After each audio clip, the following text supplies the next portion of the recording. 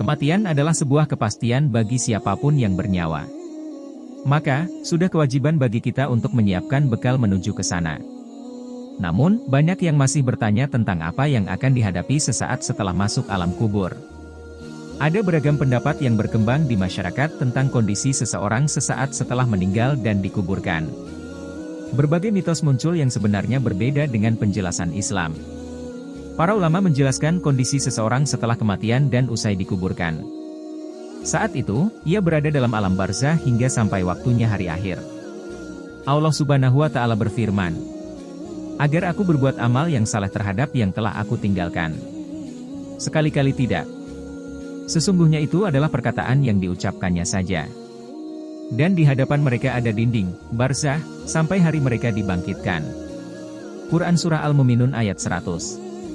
Alam barzah merupakan bagian dari alam akhirat, karena menjadi alam antara dunia dan akhirat. Dinamakan barzah karena itu merupakan pembatas atau jalan yang memisahkan dua tempat.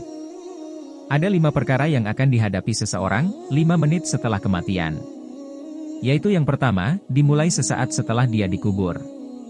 Jenazah akan menyatu dengan tanah, sebagai bahan utama penciptaan manusia, dan merasa kesepian. Dia akan merasakan kondisi asing dalam kubur. Semua akan menghadapinya baik mukmin atau kafir. Kemudian yang kedua dan ketiga, orang itu juga akan menghadapi fitnah kubur dan pertanyaan 2 malaikat yang tidak akan luput dirasakan siapapun dari umat manusia atau umat nabi manapun. Hal ini akan dimulai sejak langkah para kerabat menjauh dari kubur.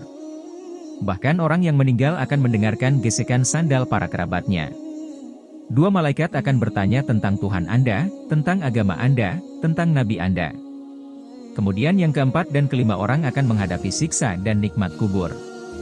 Nikmat dan keselamatan di alam kubur bagi yang mampu menjawab pertanyaan 2 malaikat dengan baik, sementara siksa kubur akan ditimpakan bagi mereka yang tidak mampu menjawabnya.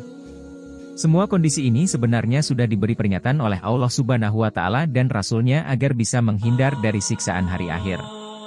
Allah Subhanahu wa Ta'ala berfirman, "Hai orang-orang yang beriman, bertakwalah kepada Allah dan hendaklah setiap diri memperhatikan apa yang telah diperbuatnya untuk hari esok, akhirat, dan bertakwalah kepada Allah, sesungguhnya Allah Maha mengetahui apa yang kamu kerjakan.